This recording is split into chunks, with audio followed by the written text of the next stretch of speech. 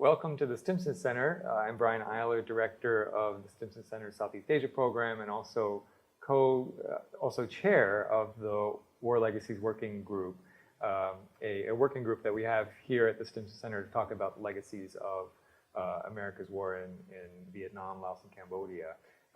Decades ago, that focuses and brings organizations and individuals together to address the lasting remnants of that conflict and to reflect on how this conflict still very much is present in the lives of so many, not just in Vietnam, Cambodia, and Laos, but also here in the United States.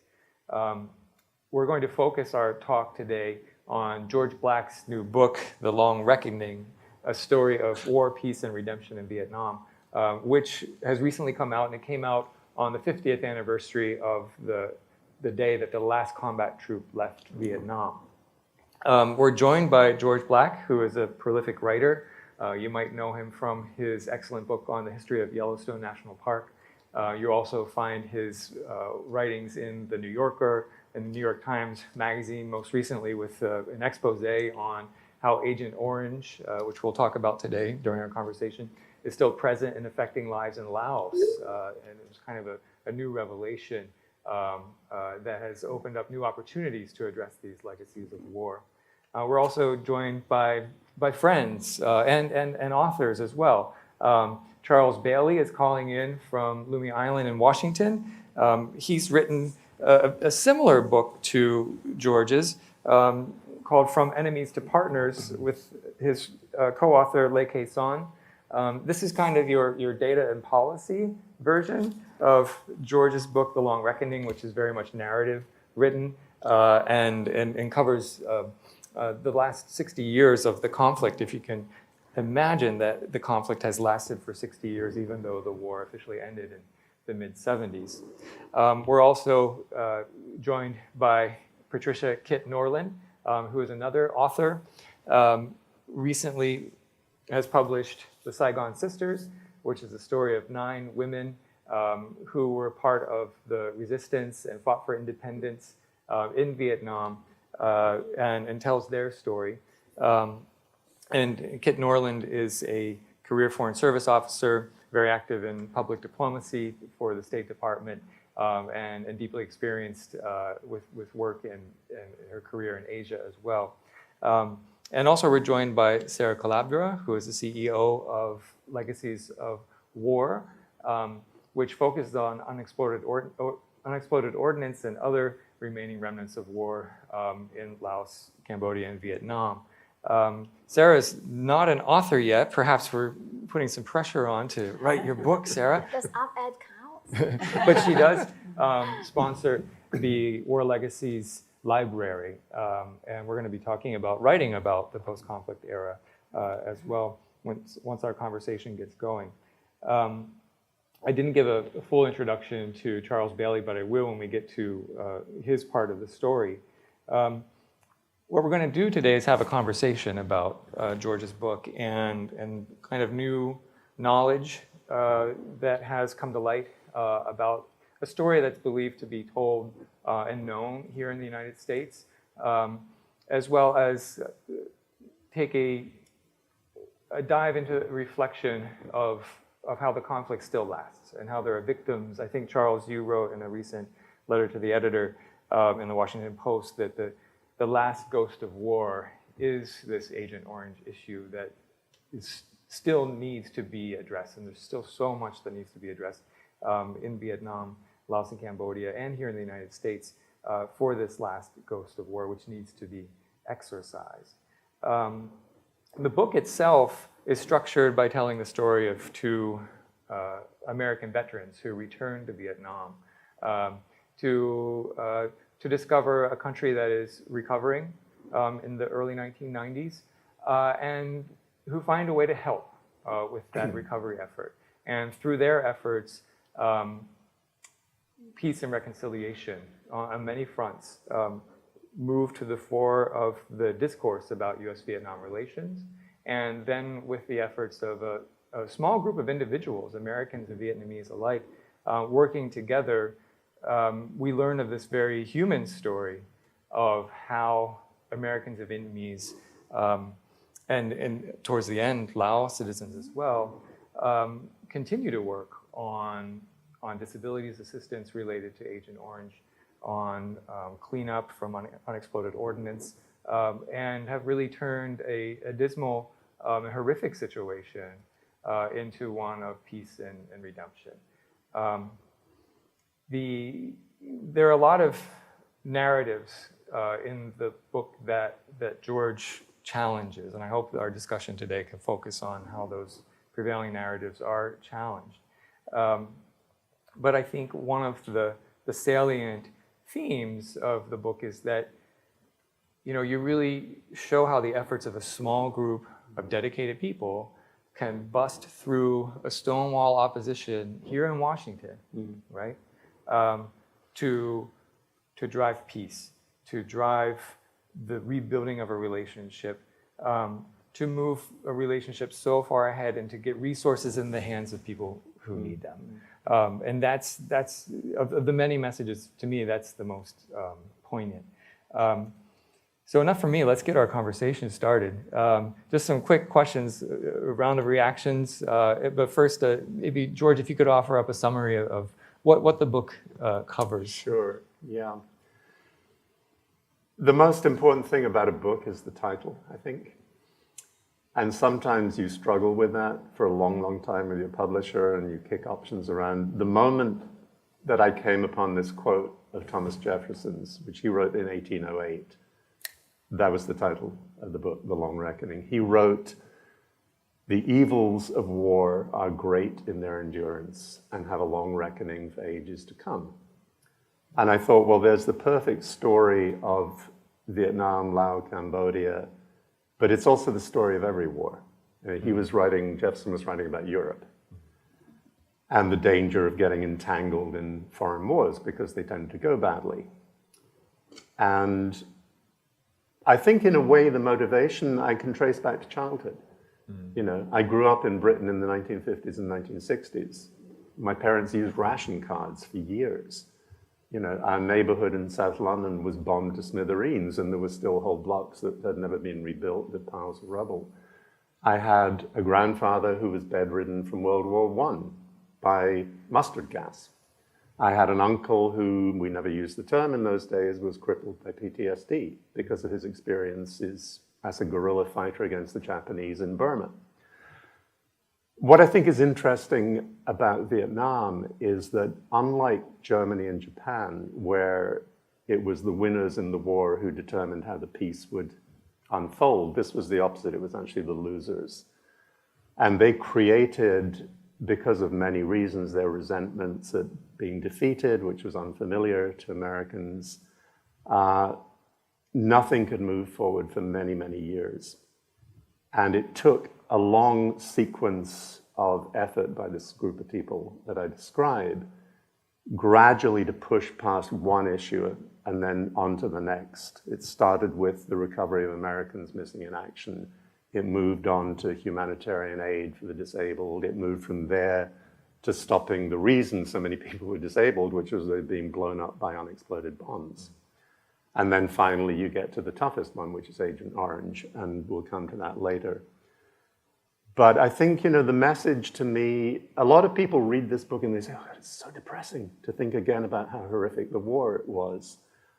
And I've always seen this as a book that needs to establish that as the backdrop. Sure. But it's Margaret Mead's old line. It's, you know, never doubt that a small group of determined people can change the world.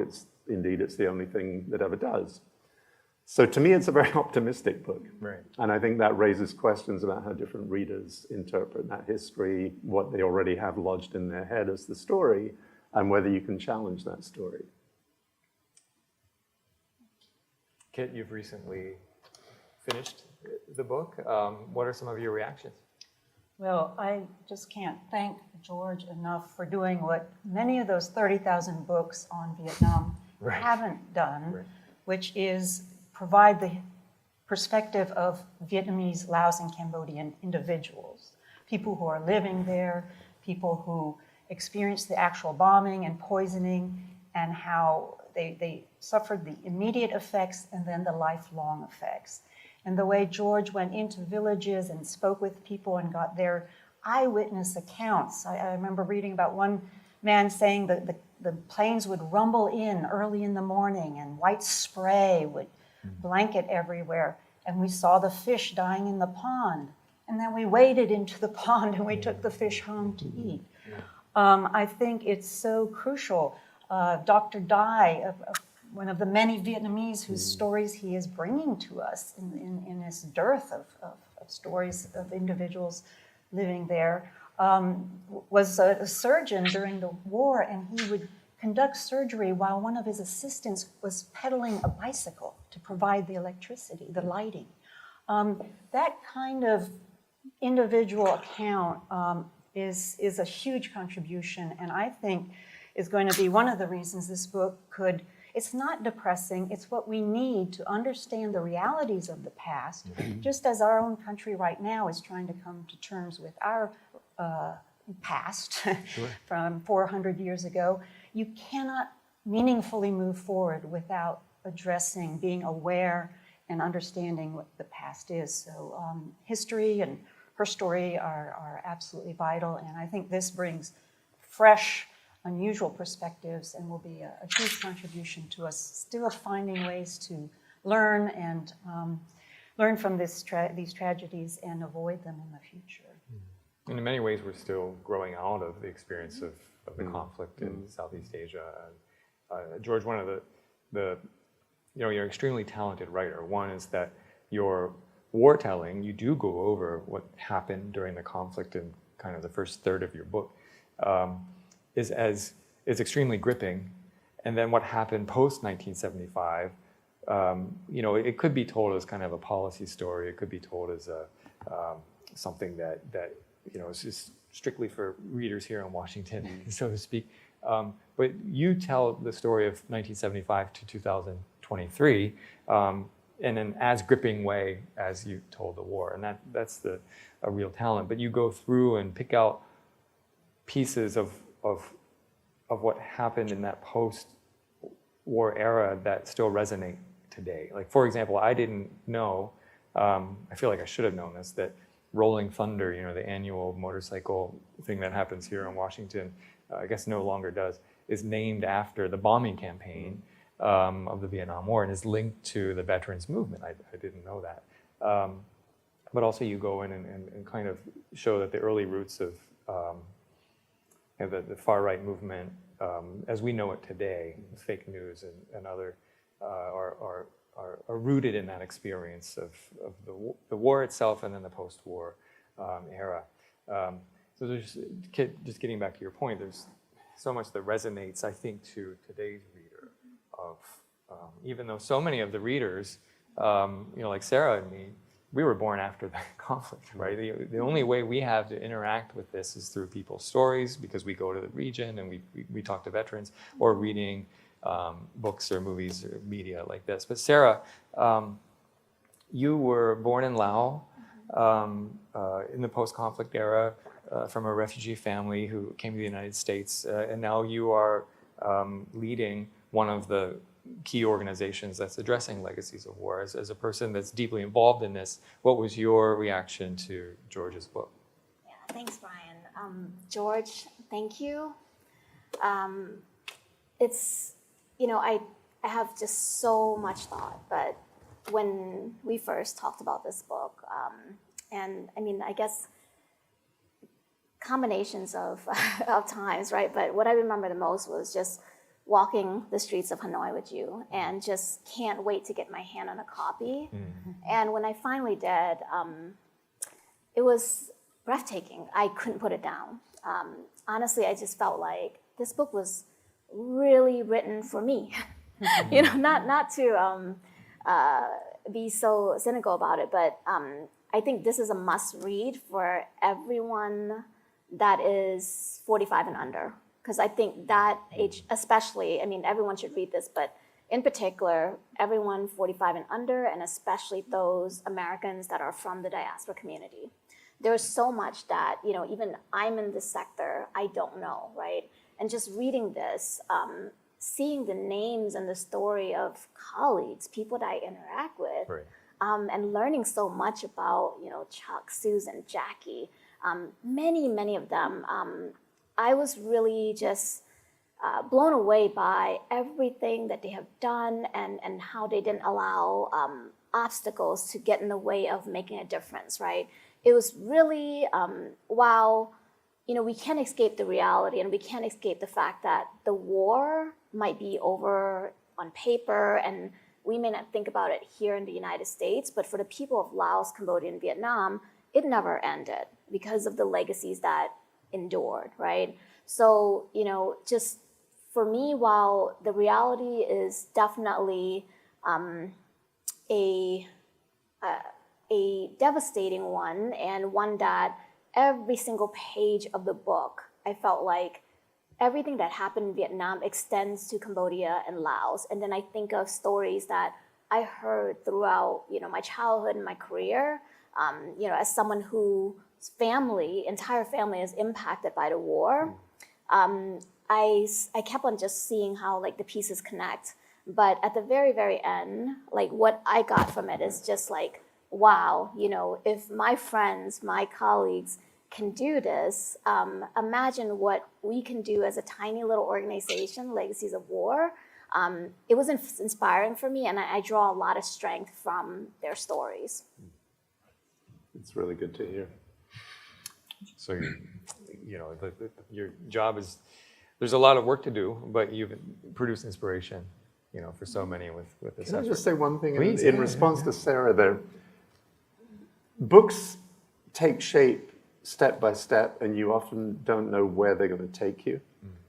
I decided after the first few trips to the region that the way to really understand the legacies of the war deeply was actually by offering a slightly different interpretation of the war based on how it unfolded in this one very particular region.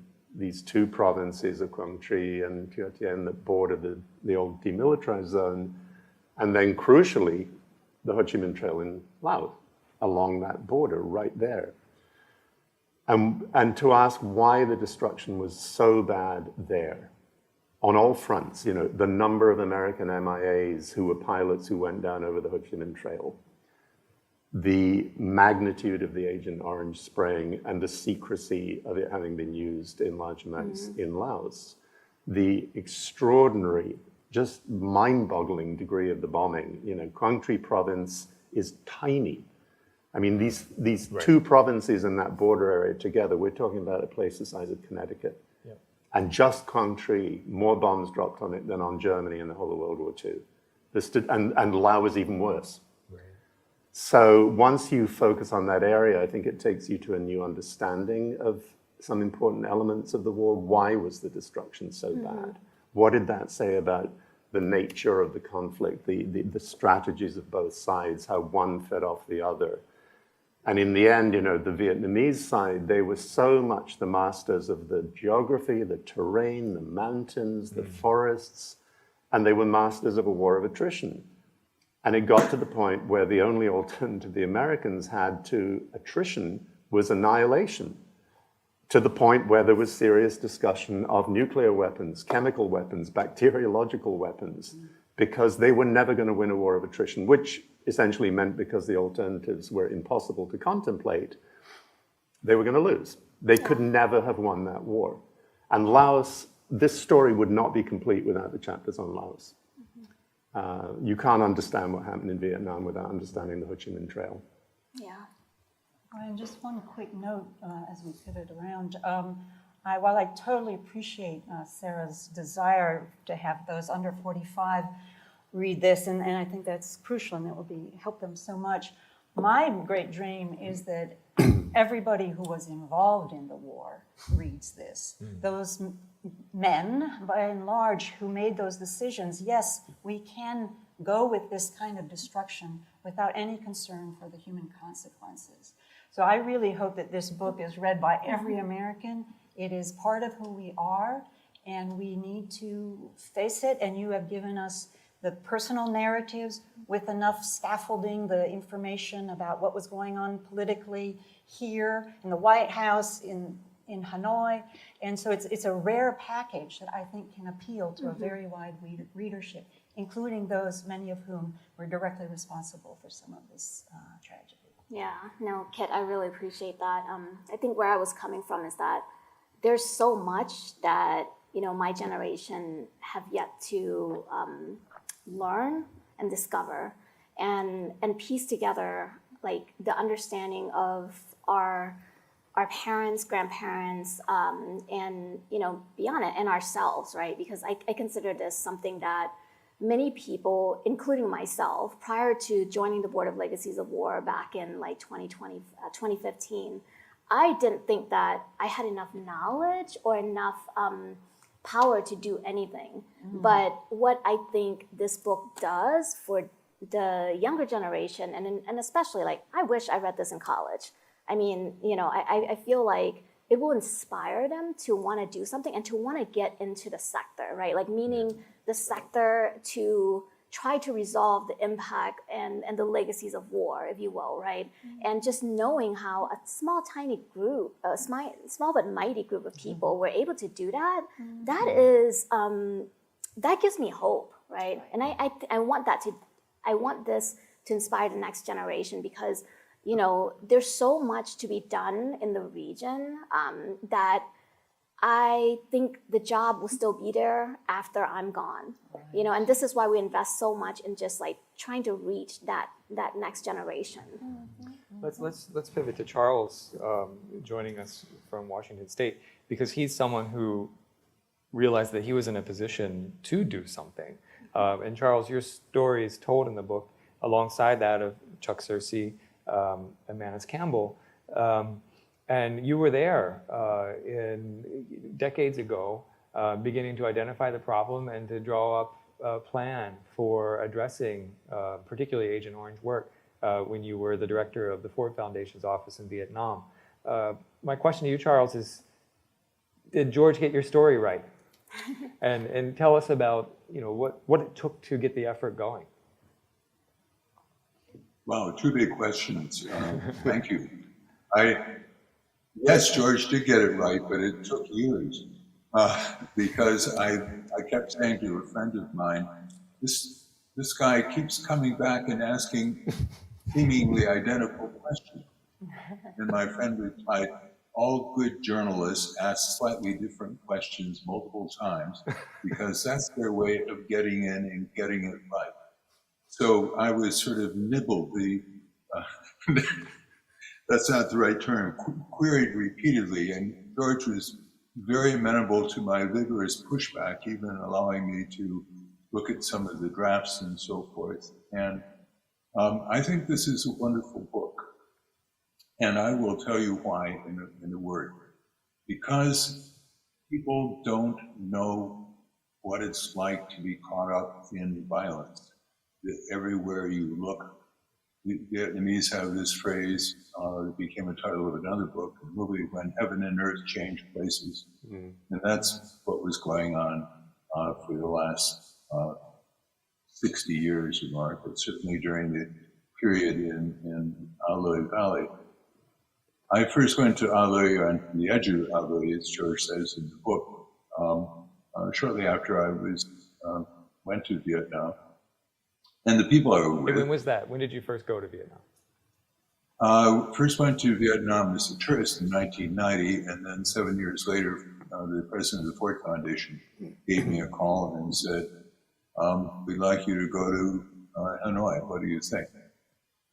And I said, oh, I've got to talk to my wife. But I already knew what the answer was going to be, but I didn't want to seem too, eager. So I called her back and said, yes, we would like to do that straight away. And Susan said, and then I said to her, what do you have in mind? Because I'd worked for Ford in Asia before.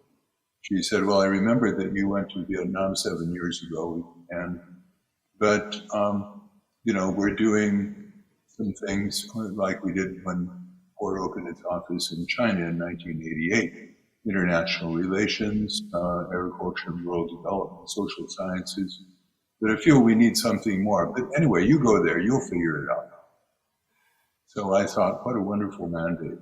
So I set off, and when I first got to the edge of the Alloy Valley with some people from the Hue University of Agriculture and Technology, it was up that famous road from Hue into the valley, and there were no trees. And they didn't say much. They didn't. I mean, we were focused on why we were there. And so I learned a lot from this book about a place that I've been repeatedly. Much later, I was there with Guy Zan from the Party External Relations Commission, who was a member of the U.S.-Vietnam Dialogue Group.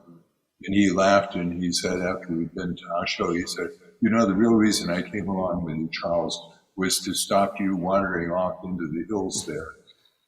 So anyway. There might have been consequences of that wandering off. He left it ambiguous. Sure, yeah. But the things I like about this book, though, are the narrative detail and the telling quotes. And I could cite many, but I will just cite two from people who never before have been given any voice, at least in the English publication I'm aware of, which is the soldiers who fought in the North. And these are people coming down the Ho Chi Minh Trail. And the first narrative is this young soldier who is reading Walt Whitman, Leaves of Grass. Time passes and an American prisoner is taken, and it comes before him, and the Vietnamese soldier wants to engage him and get his opinion of Whitman. And the American soldier had never heard of Whitman. But even more telling quote was we're in the midst of this terrible death and destruction that is raining down on the Ho Chi Minh Trail, and you have to feel it's nighttime and everyone is hunkered down. And there's a quote from a journalist, posted, embedded, if you will, with the army. And he said, "What do they want?" And that just is stuck in my mind. But I agree with everyone. This book should be read. And I'll say, well, I'll come back to a couple of other things I wanted to say about Agent Orange Victory.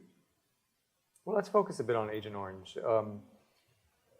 It comes into the conflict as a chemical defoliant, as an attempt to take the leaves off the trees so that bombing campaigns and other air reconnaissance efforts from the US and ARVN could see the enemy, their enemy, moving through out of North Vietnam and then down through Laos, Cambodia, back into what was then South Vietnam and other points of entry.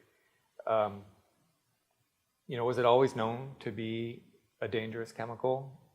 Because obviously Americans were handling it too.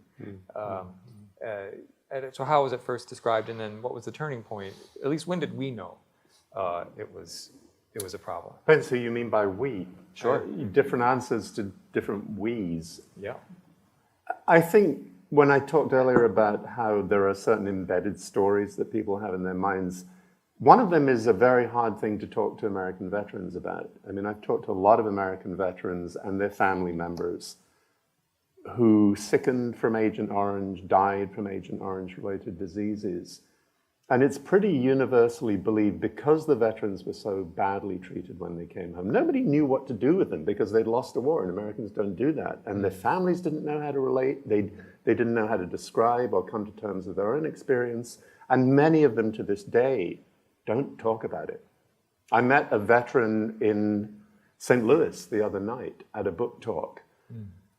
75 years old, he was the executive officer of a unit in Quang Tri province, and horribly disabled by Parkinson's disease, spinal deformities, receiving VA benefits. His daughter was with him. He never talks about it. He never talks about the war. In this book, he's talking. But there is a deeply embedded idea that it was known from the beginning that Agent Orange was toxic and that it would harm the troops. I don't believe that to be true. I think the evidence is abundant that, for political reasons, any suggestion of that was battered aside by, particularly during the Reagan years. But even scientists never have been able to, and it is impossible, in fact, to say that a particular condition is associated with exposure to dioxin, the toxic component of Agent Orange. So veterans were given the benefit of the doubt rather than scientific proof. The Vietnamese took many, many more years without being given that benefit of the doubt, so there was an inequity there. But I think it's very hard to talk to veterans about scientific ambiguities. There are a couple of chapters in the book which I think will be challenging for a lot of readers, because once you go into, what is dioxin, how did it work, what did they know, what did the scientific study show, you have to sort of move into a different narrative voice. Right. And some people will say, oh, there's 2 chapters are dry. Well, yeah, there's no other way to tell that part of the story. You have to get into those technical details in order to understand that the problem was how it was used, how much of it was used, how intensely it was sprayed. And that has to do with what they were trying to accomplish, which was to remove tropical, subtropical forest cover. You can't just fly over a stretch of triple canopy jungle and defoliate it. You've got to go back and back and back again and again, and it takes weeks to defoliate, which also makes it militarily pointless, because by the time you finish spraying, if you're the Viet Cong, you're not going to sit there saying, okay, wait until the leaves fall off. It was a message saying the leaves are going to fall off and then we'll see you and we'll shoot you dead. So it was militarily stupid. But it was the quantities and the misuse, especially when the campaign escalated, the production methods went awry, and what had originally been a trace quantity of dioxin, which the chemical companies knew about, that exploded. That became grotesquely magnified, and that's where the problem began. But that wasn't in the very early years of the war. That was after '66 mainly. And then back to just to Charles or George, just focus again on Agent Orange. When did these issues started showing up in the Vietnamese population, and how was that addressed? What was Vietnam's official reaction? Yeah, well, Vietnam's initial reaction was accusations of chemical warfare. That was a term they used from the very beginning, meaning back in '61 and '62, when the very first missions were flown. General Giap, the great military leader, compared it, wildly and propagandistically, of course, as the equivalent of the Nazis gassing Jews in World War II. One thing I think is really important to me about the book is there is a discussion at a certain point of, Kit mentioned this famous Dr. Le Cao Dai, who ran a field hospital on the Ho Chi Minh Trail in the '60s, was sprayed himself while he was going down the trail in Laos. And he kept seeing all these cases of liver cancer in young men in their 20s. And he was one of this succession of, I focused particularly on 4 Vietnamese doctors, scientists who did the early research. The leader of that group, the sort of inspiration for their work, was a doctor from Hue called Dr. Ton That Tung. These people were written off as communist propagandists and liars who were trying to extort money from American corporations. Dr. Tung was writing articles in The Lancet, one of the world's great medical journals, about liver disease. I mean, these were first-rate physicians.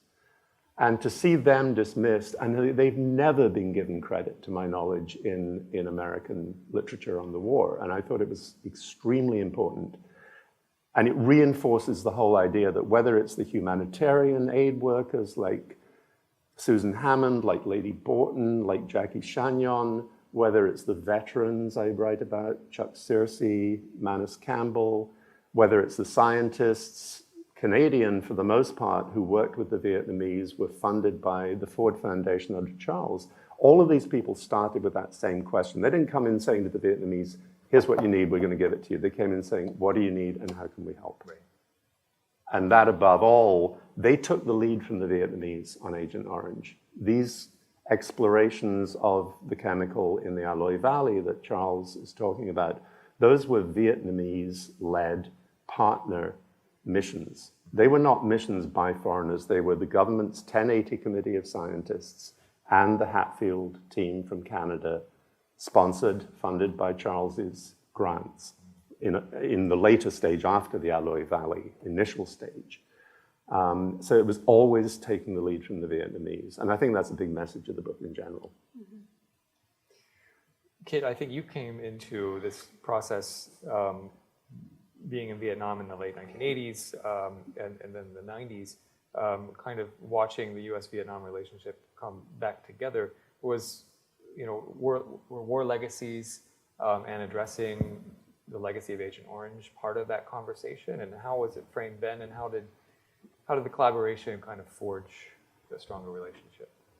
I have to be very honest with you. I was more in the international exchange part of our diplomatic binding of wounds and developing ties, which was, of course, also extremely rewarding because there had been this period of utter no interaction at all. And it was very important to bring together for the first time in decades, if not longer, various scientists, environmentalists, journalists, exchanging journalism procedures. The people-to-people work was really very important. And many other colleagues work more on that. I do want to just pick up on something George was saying, that I think one of the amazing things about this book, and maybe it's because you're British and you can stand a little bit further away, is the way you call out the U.S. government on a number of things, including the double standard on Agent Orange. We only worry about it on the veterans. How long that went on is unbelievable. You recall that LBJ once called Diem the Winston Churchill of Asia. Clearly, we had understood very little. Your searing description of why the Strategic Hamlet program didn't work. Hello, attachment to rice fields, attachment to the tomb of the ancestors. You really bring out these key things, the over-reliance on technology and equipment, when the core problem, I had to write it down, is the inability to think outside the cultural and political box. Tell it, George. We need this kind of calling it out if we're going to, again, just as within our own history, if we don't call it out for what it was, we're never going to heal. So I think and finally, your call out on American naivete. I love that quote about Chuck Searcy early on, thinking all these problems, it's because their good intentions gone astray, because Americans don't do malice. We gotta believe we are not that exceptional. We make a lot of mistakes that other countries do, and I think you've done an enormous service on this front too, to speak of these difficult topics for veterans, but also for policymakers. So I thank you for that. Well, it actually relates to something Sarah was saying a moment ago about reaching her younger generation of the diaspora and younger readers in general. I am very focused. It's a difficult thing to cross the bridge, but I am very focused on the importance of trying to get this book to veterans of the Iraq and Afghanistan generation. I know quite a few of them. Like I said at the beginning, every war has its own long reckoning, and they're always different, and there is naivete and good intentions. Afghanistan, if you want to take an example, I think initially my own view is that intervention was justified because of the particular narrow circumstances. It was about getting Osama bin Laden. And it grew into something else, and it became this exercise in trying to remake a country that America never began to understand. And even the most principled, good people, of whom I know many, who went in with a mission to bring girls into school. I mean, what could be a more noble cause than that? But it founded on an absolute inability to understand the deep roots of Afghan culture, like them or not. We went into Iraq for much more, in my view, spurious reasons, but again, with no idea of the unintended consequences, which is essentially to hand the country over to Iran. And the Iraq and Afghanistan veterans, I think largely because they're wars we preferred not to think about, largely because we got into this, thank you for your service, was what you said to veterans. And also because it was an all-volunteer army. That generation of veterans is suffering its own aftermath of those wars. People who would have died on the battlefield in Vietnam Right. now survive because of the improvements in medical science. So the VA hospitals are full of people with crippling brain injuries who will never recover. And I think they remain largely out of sight and out of mind because we tend to do that. I mean, I am a Brit, and in a sense it makes me feel inhibited about saying any of this because, you know, what right does a Brit have to swan in and talk about American experience? But I mean, I've lived here my entire adult life, basically. And With that comment of out of sight, out of mind, yeah. What have we kept out of sight and out of mind from the Vietnam War? What still remains to be addressed that isn't addressed? And I'll open this to anyone. A lot, but I'll let others say more, Charles and others. Charles, what still needs to be addressed here? Well, there is still the whole question of this difficult legacy of the Agent Orange victims. And again, let me say how great a job George has done with a very difficult job of describing how people actually live with these conditions. I learned it when writing and talking about it that it was almost impossible to show to Americans what this was like. And if you showed photos that were too shocking, people would just shut off. Yeah. And so to do this in a skillful, three-dimensional, in-your-head verbal way, as he does, is a real service. I'm thinking of the woman Neat in Quang Tri province after the war, and I'm thinking of all of Jackie and Susan's work as they move through villages along the Ho Chi Minh Trail in Laos. I think this also is something that everyone should read and understand, in part because they will find such people in their own communities. And so I think this is something we need to continue to work on from the sense not only of humanitarian obligation, but a moral obligation as Americans. One of the things I did was take groups of Americans to Vietnam to witness, to view, to learn about, to understand the Agent Orange issue. And one of them was a group of religious leaders, including a Pakistani from Indiana, an imam. And I asked him after we got to Hanoi, why actually did you come? I mean, I knew he had immigrated from Pakistan to the U.S. back in the 1980s, long after the war had ended. And he said, I get asked that a lot by other Muslims in Indiana from Pakistan. And I tell them, when you move to a country, you acquire all of its pluses and its minuses. And as a citizen, it's your responsibility to work on the minuses while you enjoy the pluses. And I think that we need to continue to keep the American assistance for people with severe disabilities in Vietnam, either UXO or Dioxin. Firmly in our view, USAID has gotten much better about this. So that's really what we need to do. And that's still the unfinished legacy of the war. So that's Vietnam. Sarah, Laos, what needs to be addressed? A lot. I think everything that Charles says about Vietnam can be extended to Laos as well as Cambodia, right? But the U.S. is addressing this in Laos like it's addressing it in Vietnam, right? Yes, but I think the relationship. That was kind of a trick question. Yeah. Agent Trying to be Orange. polite, Ryan. Agent Orange answer is no. No. I think actually that was one of the questions I was going to pose to the group. It's like what can we learn from how far U.S.-Vietnam relationship has developed, since the war all the way to now, that we can leverage for resolving the issue in Cambodia and Laos, and especially the fact that we were actually at war with Vietnam. We were not at war with Laos, right? Like when you think about this, it's like, how is it that the relationship isn't as more comprehensive, strategic, and collaborative, right? But I want to kind of go back to just the rawness and calling it out that Kit mentioned about, what George has written. One of the things that I think is so successful about The Long Reckoning is the fact that you humanized it. You talked about people. And what stood out to me was something that I've never heard of before. I know that Agent Orange issue exists, but I didn't know that our American soldiers were drinking this as sort of a rite of passage, right? Like, hey, this thing is harmless. Let's just drink it. Let's take shots.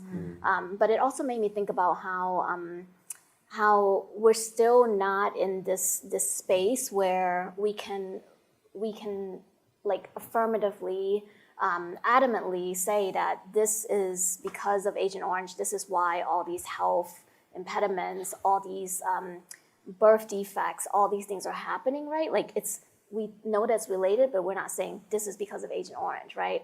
And I thought of this because, my father was only 9 years old in 1964. But throughout the whole entire, he was 14 years old during the 1964, but during the entire 9 years of bombing, he spent a lot of time just traveling down south, and our family's from the south. And my father passed away in 2017 due to cancer.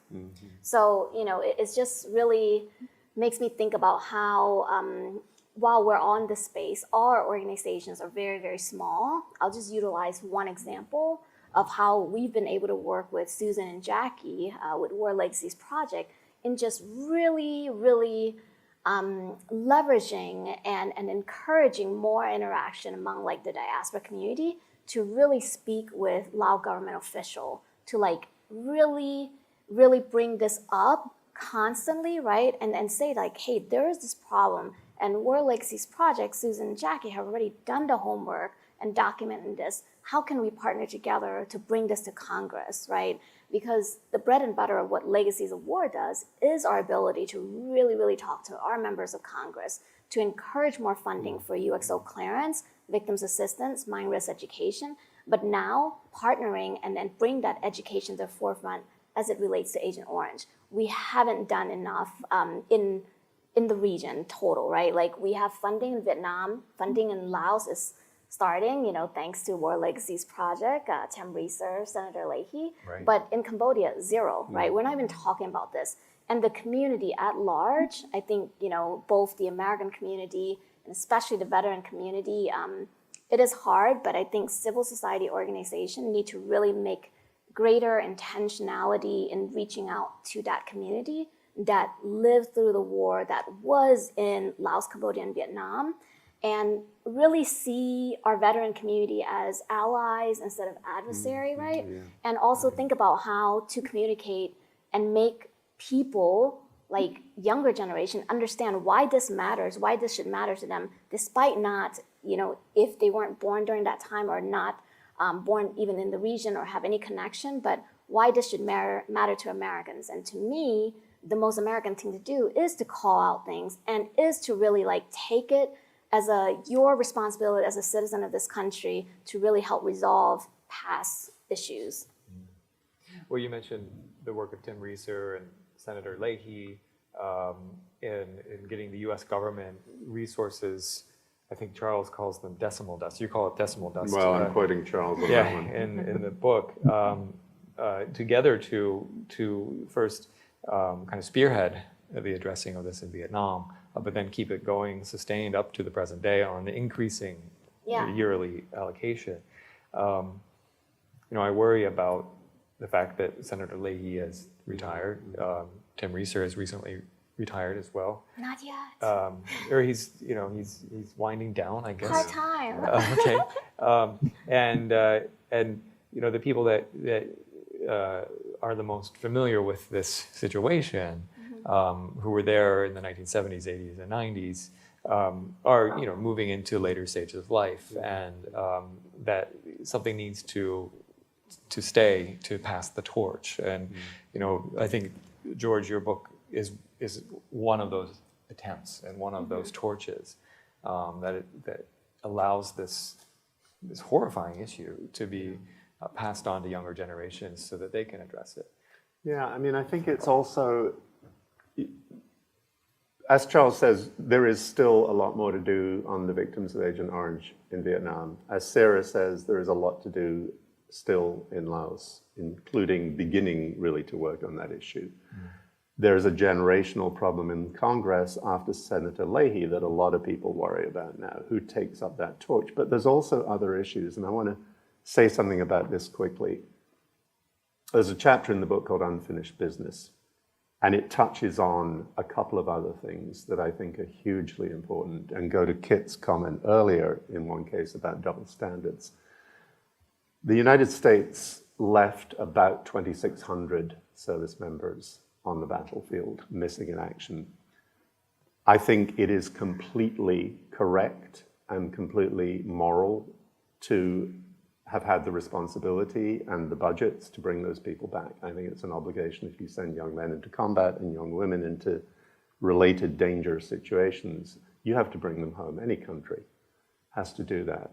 It became extremely politicized for reasons too complicated to go into here. The Vietnamese, meanwhile, no one even knows how many they left on the battlefield. Right. 300,000 is a common number.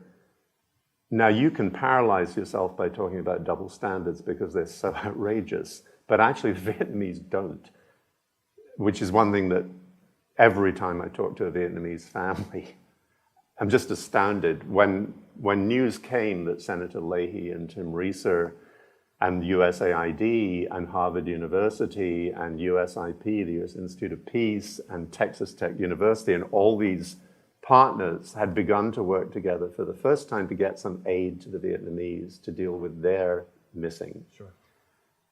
And you go into the family homes of these people. I was in the homes of several families in Quang Tri and Hanoi, outside Hanoi last year. And they're not resentful about the double standards at all. Their attitude is, that's wonderful. That's great that they would do that, and we're eager to cooperate with them. It means a lot to us. The one other thing I'll add, and this goes to what Sarah was saying about the diaspora, I think a lot of people agree now the next great challenge is to bring the Vietnamese American community into these issues. Right. And the MIAs, the search for the missing, is one way you can do that because the limitation of the current program is that it's restricted to those that the government of Vietnam regards as martyrs. In other words, the North Vietnamese troops, the Viet Cong, others allied with them. You go into the home of a South Vietnamese mother and look at the altar, they're just babies. You know, the ARVN South Vietnamese troops were just kids who were conscripted. They didn't know what they were fighting for any more than the American Marines did.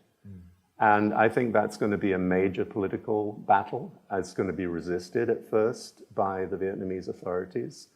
But I think the South Vietnamese exodus, there is now a younger generation that is not bound by the anger of the past and that can play a role in that. That I think in the end is, yet another of these stages of, call it reconciliation, redemption, and that's going to take years.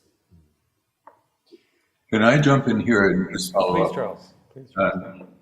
On George, I think, George, you're quite correct that this is the next stage, Vietnamese American. I think it's a little further along than you are suggesting. Even when I left Vietnam, the sum total of Vietnamese American remittances to Vietnam exceeded the value of all other foreign assistance taken together. And I imagine that this has only increased with time, particularly as people intermarry, move back, start businesses. Vietnam, as you know, has just started an automobile manufacturing plant in South Carolina for producing cars to their own design for sale into the American market. I think they're increasingly possible to have these discussions with the Vietnamese. It's not so much the memory of the war that Americans with Vietnamese ancestry face. It is what people face going to any foreign country to live or to do business. red tape, bureaucracy, corruption, other kinds of challenges. But in terms of the war, I think the real effort is the cemeteries, and the start has been made on greater respect for Arvin cemeteries, as Ted Osius, Ambassador Ted Osius talks about in his book. The opportunities for younger Vietnamese to study in the U.S. There are tens of thousands of such people now studying here. And I think these are all opportunities because many of them either don't want to upset the apple cart at home with their parents, or they're just ignorant. I'll tell one final quick story. One of the things I did was to try to promote young Vietnamese Americans to go to Vietnam about a decade ago through what else? Some Ford Foundation grants. And the idea was that they would come back and tell their story in their families. Well, that part of it didn't happen. There were 25 people, some of them I'm still in touch with. One young woman, Bee, was a junior at Yale. She invited me to come and give a talk there, and I did. And afterwards, I sat down and I said, well, Bee, how is it like? And she said, my father was angry and totally opposed with my going to Vietnam. He never talked about it.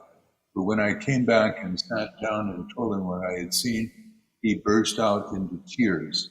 And it turned out he had been an officer in the Army of the Republic of Vietnam who had been assigned to go on some of the spraying flights because the U.S. had the fiction that all of this spray material automatically became the property of the South Vietnam government the moment it entered their territory, and so the officers were along to give cover to that story. The man broke down in tears. So there is these kinds of things where I think, actually going back to George's book, such people, such men of that generation, reading this book will find their stories there too.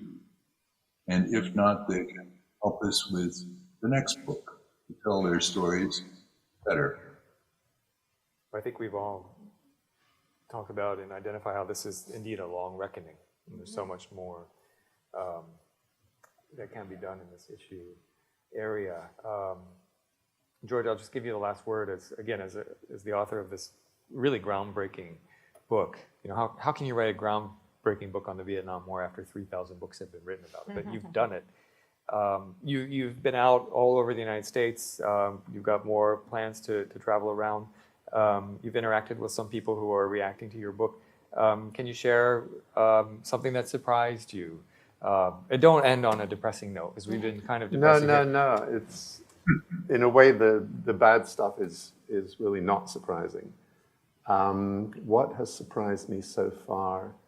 I suppose that so many of the narratives, you know, what people have lodged in their heads, and I'll give you one example. There is, how can I do this quickly? There is a new generation of academic scholarship that has taken advantage of access to Vietnamese archives that were closed for decades.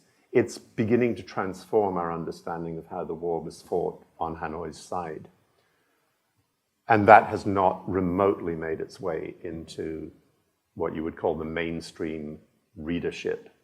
A lot of people have read a lot of books. Ideas get fixed in their minds. The war really was very different from the war we think the Vietnamese were fighting. And I think one startling thing is General Westmoreland, who commanded American troops in Vietnam, wrote a 400-page memoir. There is not one single word, one single reference to the man who was actually running Vietnam the whole time, who was not Ho Chi Minh. He was not General Giap. Mm-hmm. He was a hardliner called Le Duan. And I think that name is still a mystery to people. They still think of it as Ho Chi Minh's war, General Giap's war. And during all the time the Americans were there, it really wasn't Ho Chi Minh's war. And a lot flows from that insight, which is an academic insight. I've tried to get into it a little bit in setting up why the war was so destructive. But I think that, I don't know if this is a surprise to me, it's a surprise to people I talk to about the book. They have no idea. So that's a big challenge in itself, is if you're going to understand the war, you have to understand who the enemy was. And that's like the violation by Westmoreland of the first law of warfare, enunciated by Sun Tzu, the great Chinese general: know your enemy. They never knew their enemy. Well, I encourage all of you watching to go out and get this book, The Long Reckoning. Once you start, you won't stop it. I think I read it in 2 sittings, and only because I had to rest through the night. So I want to thank Sarah Calabdra from Legacies of War, Kit Norland, author of Saigon Sisters, and Charles, who's joining us from Lumi Island in Washington, and George, of course, for coming to the Stimson Center today and having this conversation that could go on for hours. Unfortunately, we're out of time, and that only means there's more work to get doing. So let's get at it. Thank you all. Thank you. Thanks, Thank you, Brian. Sarah. Thank you. Thank you, Kit. Thank you, Charles. Without you Thanks, guys, George. none of these stories could be told.